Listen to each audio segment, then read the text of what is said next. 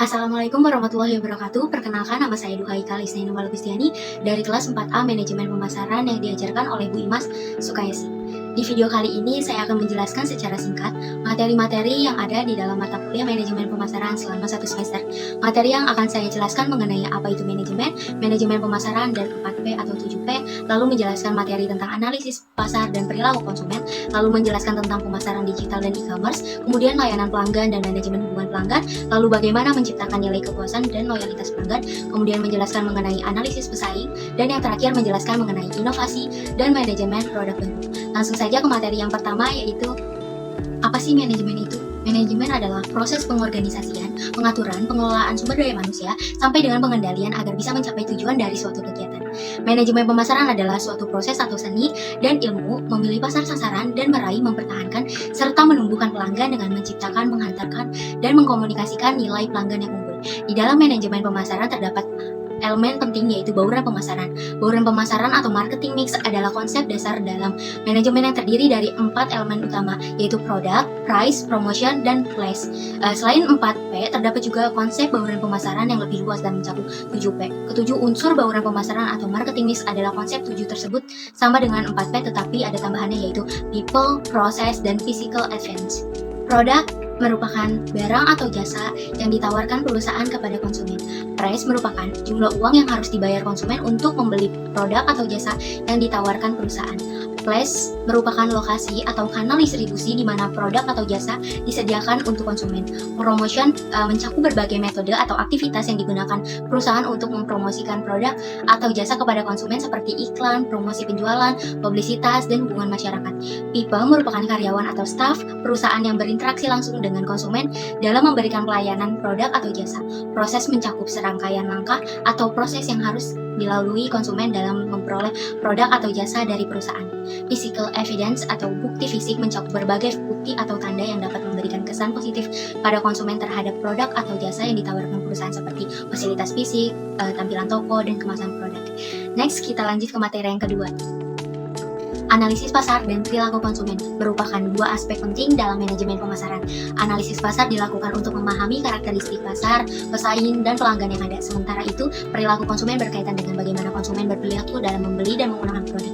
Analisis pasar adalah proses untuk mempelajari dan memahami pasar dan segmen konsumen yang menjadi target suatu produk atau layanan. Analisis ini mencakup berbagai aspek penting seperti ukuran pasar, tren, perilaku konsumen, preferensi, dan kebutuhan. Terdapat 3 jenis analisis pasar yang paling penting, yaitu yang pertama, analisis kesempatan pasar atau market opportunity analysis. Analisis ini penting untuk memperoleh pemahaman mendalam mengenai pasar yang potensial. Contohnya, di perusahaan saya ingin memasuki pasar Indonesia yang akan melakukan analisis pasar untuk memahami potensi pasar di Indonesia, karakteristik konsumen Indonesia, pesaing yang ada, dan masalah-masalah yang mungkin muncul.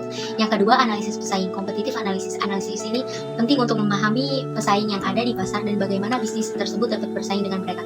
Contoh, perusahaan saya ingin memasuki pasar smartphone, akan melakukan analisis pesaing untuk memahami pesaing utama seperti Apple, Samsung, Xiaomi, Oppo, dan lain-lain, dan merencanakan strategi yang tepat untuk bersaing dengan mereka. Yang ketiga, analisis segmen pasar atau market segmentation analysis. Analisis ini penting untuk memahami segmen pasar yang ada di pasar dan bagaimana mereka dapat menargetkan ke segmen pasar tersebut. Analisis pasar terdapat beberapa aspek penting, antara lain yang pertama itu segmentase pasar, target pasar, dan kebutuhan pasar atau konsumen. Segmentase pasar adalah proses membagi pasar yang besar menjadi beberapa segmen yang lebih kecil berdasarkan karakteristik, kebutuhan, dan atau perilaku yang berbeda dari konsumen di dalamnya.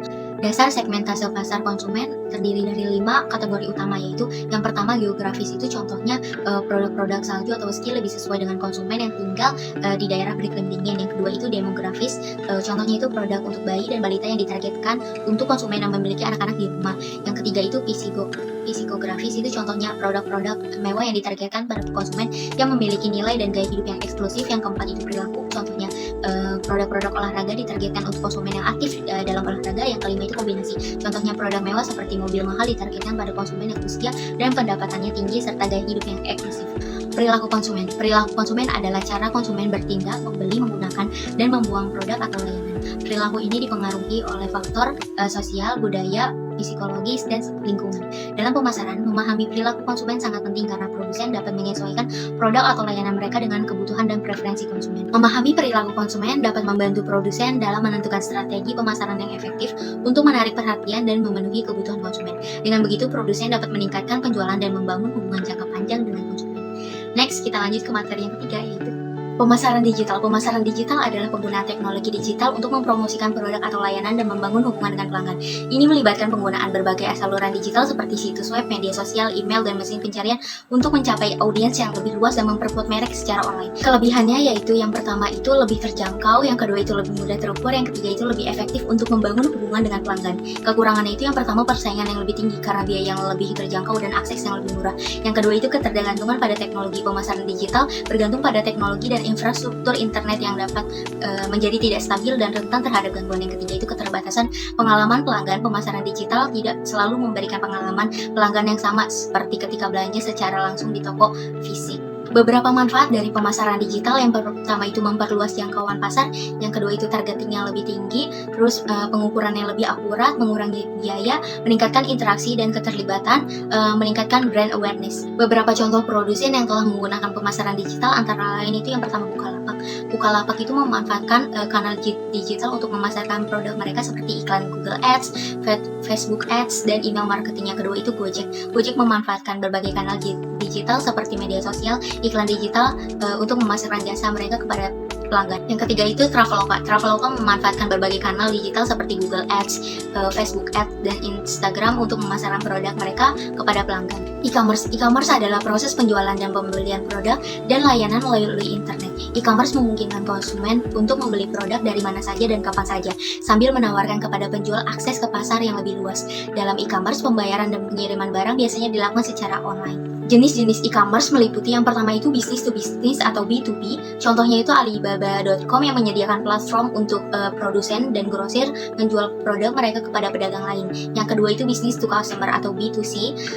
Contohnya itu Tokopedia, Shopee, Bukalapak, Blibli, dan lain-lain. Yang ketiga ada customer to customer atau C2C. Contohnya itu situs jual beli online seperti OLX, Kaskus, dan platform pemasaran jasa. Yang keempat customer to business atau C2B. Contohnya itu situs jual beli desain grafis seperti 99 Design, situs pegadaian jasa seperti freelance, dan situs pembelian voucher diskon seperti Groupon. Yang kelima mobile commerce atau m-commerce. Contohnya itu toko online atau aplikasi belanja yang dapat diunduh di App Store atau Google Play. Yang keenam itu social commerce atau jejaring sosial, contohnya seperti Instagram Shopping, Facebook Marketplace, dan TikTok Shop. Kelebihan e-commerce itu yang pertama dapat diakses kapan saja dan di mana saja melalui internet. Yang kedua itu kemudahan dalam berbelanja. Yang ketiga itu lebih murah biaya operasional yang diperlukan untuk menjalankan toko online cenderung lebih murah. Yang keempat target pasar yang lebih luas. Yang kelima itu meningkatkan efisiensi. Proses penjualan yang dilakukan secara online dapat menghemat waktu dan tenaga. Kekurangan e-commerce itu yang pertama kepercayaan konsumen karena masalah keamanan, kualitas produk, atau ketidakpastian pengiriman. Yang kedua itu persaingan yang ketat. Pasar e-commerce sangat kompetitif. Yang ketiga itu masalah teknis. Dalam beberapa kasus, masalah teknis seperti situs web yang lambat atau error bisa terjadi sehingga mempengaruhi pengalaman berbelanja konsumen. Yang keempat, ketergantungan pada pengiriman. Bisnis e-commerce bergantung pada pihak pengirim untuk mengirimkan produk ke konsumen. Ada risiko produk hilang atau rusak selama pengiriman. Kalian pasti bertanya-tanya, apa sih bedanya pemasaran digital dan e-commerce itu? Tentu saja beda. Kalau e-commerce itu lebih menekankan kepada kegiatan transaksinya yang dilakukan secara online melalui internet, sedangkan pemasaran digital adalah proses pemasarannya atau promosinya. Next, kita lanjut ke materi yang keempat, yaitu layanan pelanggan. Layanan pelanggan adalah setiap interaksi antara perusahaan dan pelanggan yang terjadi selama masa konsumsi atau pasca konsumsi produk atau jasa. Dan layanan pelanggan sangat penting dalam membangun hubungan jangka panjang dengan perusahaan dan memperkuat citra merek perusahaan. Untuk memilih pelanggan yang cocok dengan produk atau jasa, perlu dilakukan segmentasi pasar terlebih dahulu. Dalam memilih pelanggan yang cocok, perusahaan juga perlu memahami kebutuhan dan keinginan pelanggan serta mengetahui karakteristik dan perilaku pelanggan. Oleh karena itu, pemimpin pasar perlu melakukan analisis pasar untuk menentukan strategi terbaik untuk mempertahankan posisi mereka di pasar. Hubungan pelanggan merujuk pada interaksi dan hubungan antara perusahaan dan pelanggan yang didasarkan pada saling pengertian, kepercayaan, dan komunikasi yang baik. Hubungan pelanggan yang kuat memungkinkan perusahaan untuk memahami kebutuhan dan preferensi pelanggan, memberikan layanan yang lebih baik, mempertahankan pelanggan yang ada, dan membangun loyalitas jangka panjang. Manajemen hubungan pelanggan. Manajemen hubungan pelanggan adalah pendekatan strategis yang digunakan oleh perusahaan untuk mengelola interaksi dan hubungan dengan pelanggan. Tujuan utamanya adalah untuk meningkatkan kepuasan pelanggan, memperoleh wawasan yang lebih baik tentang pelanggan, dan meningkatkan hasil bisnis dengan maksimal potensi pelanggan yang ada. Manajemen hubungan pelanggan melibatkan penggunaan teknologi informasi dan sistem informasi yang terintegrasi untuk memfasilitasi penggunaan data pelanggan, pelacakan interaksi pelanggan, dan analisis data. Contoh perusahaan di Indonesia yang menerapkan manajemen hubungan pelanggan dengan baik yaitu Gojek dan Tokopedia. Contoh perusahaan di dunia yang menerapkan manajemen hubungan pelanggan dengan baik yaitu Amazon dan Apple. Perusahaan-perusahaan tersebut memahami pentingnya manajemen hubungan pelanggan dalam meningkatkan pengalaman pelanggan dan mencapai keunggulan kompetitif. Next, kita lanjut ke materi yang kelima yaitu menciptakan nilai kepuasan dan loyalitas pelanggan adalah tujuan utama dari strategi pemasaran yang efektif. Membangun nilai kepuasan dan loyalitas pelanggan adalah upaya perusahaan untuk memperkuat hubungan dengan pelanggan dan meningkatkan kinerja pemasaran mereka. Selain itu, perusahaan dapat memantau dan memperbaiki kualitas produk atau layanan serta pelayanan pelanggan secara berkala untuk meningkatkan kualitas dan loyalitas pelanggan. Dengan membangun nilai kepuasan dan loyalitas pelanggan yang kuat, perusahaan dapat meningkatkan keunggulan bersaing mereka dan memperkuat basis pelanggan mereka. Bagaimana tolak ukur kepuasan pelanggan? Tolak ukur kepuasan pelanggan adalah kesan umum yang dirasakan pelanggan setelah menggunakan produk atau jasa suatu perusahaan. Tolak ukur kepuasan pelanggan mencakup semua aspek pengalaman pelanggan, mulai dari sebelum pembelian hingga setelah pembelian. Untuk mengamati atau menilai kepuasan pelanggan, perusahaan dapat melakukan survei kepuasan pelanggan. Survei ini dapat dilakukan dengan pengiriman kuesioner kepada pelanggan yang menggunakan produk atau jasa perusahaan. Kuesioner tersebut dapat berisi pertanyaan-pertanyaan terkait pelanggan, kebutuhan pelanggan, dan ekspektasi pelanggan. Kualitas produk dan jasa juga dapat dilihat dari segi keandalan dan keefektifan produk atau jasa dalam memenuhi kebutuhan dan ekspektasi pelanggan. Dalam industri jasa, kualitas pelayanan yang baik dapat menjadi faktor penting dalam membangun kepuasan dan loyalitas pelanggan.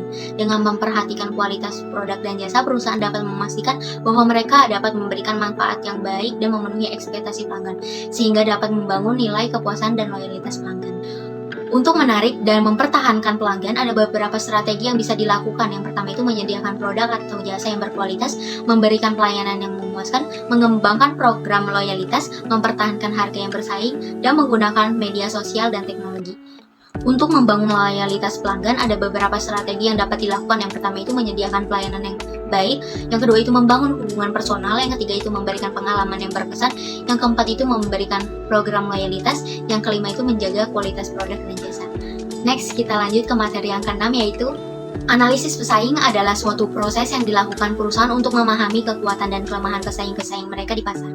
Tujuan dari analisis pesaing adalah untuk memperoleh informasi yang berguna mengenai pesaing-pesaing perusahaan seperti kekuatan dan kelemahan pesaing, strategi dan taktik pemasaran pesaing, serta reaksi pesaing terhadap strategi pemasaran perusahaan. Dengan memahami pesaing, perusahaan dapat mengambil keputusan yang lebih baik dalam merancang produk, harga, promosi, dan distribusi agar dapat bersaing dengan pesaing di pasar.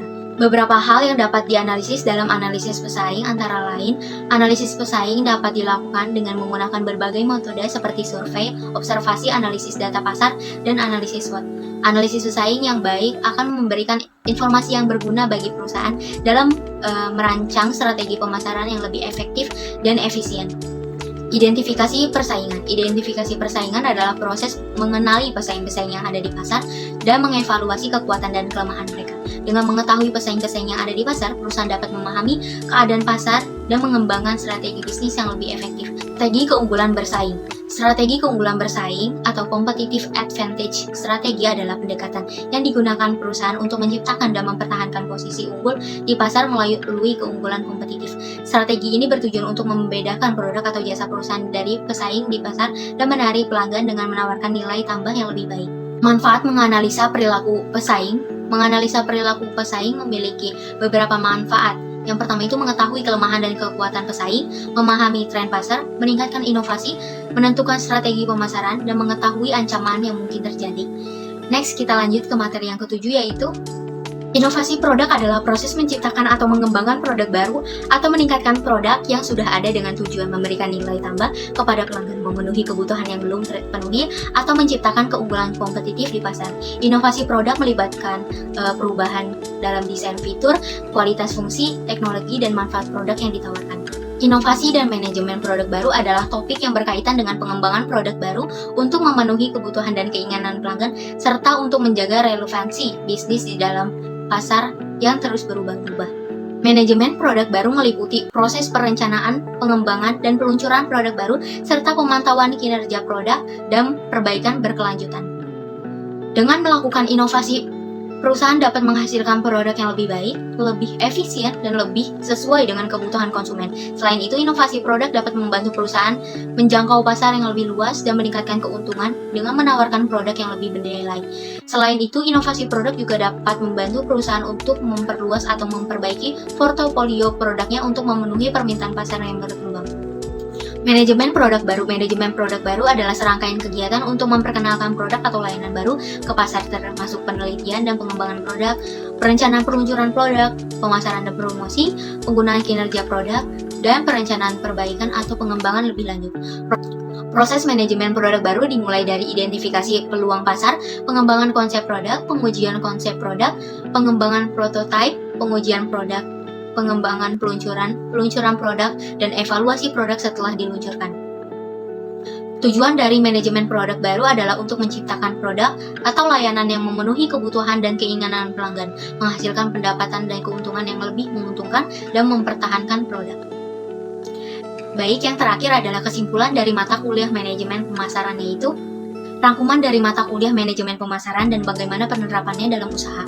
Manajemen pemasaran adalah proses perencanaan, pelaksanaan, dan pengendalian aktivitas-aktivitas pemasaran untuk mencapai tujuan perusahaan. Hal ini melibatkan identifikasi dan pemahaman kebutuhan dan keinginan pelanggan, pengembangan strategi pemasaran yang efektif, pelaksanaan kegiatan pemasaran, serta pengukuran dan analisis kinerja pemasaran. Penerapan manajemen pemasaran dalam usaha melibatkan beberapa langkah penting, diantaranya yaitu yang pertama itu analisis pasar, yang kedua itu penentuan target pasar, yang ketiga itu pengembangan strategi pemasaran, yang keempat itu pelaksanaan pemasaran, yang kelima itu pengukuran dan analisis kinerja. Lalu apa sih manfaatnya jika manajemen pemasaran diterapkan di dalam bisnis kita?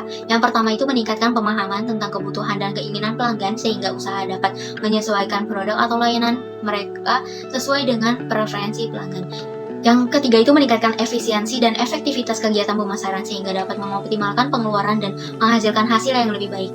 Yang keempat itu mengidentifikasi peluang baru di pasar dan mengatasi ancaman dari pesaing sehingga usaha dapat tetap bersaing dan berkembang.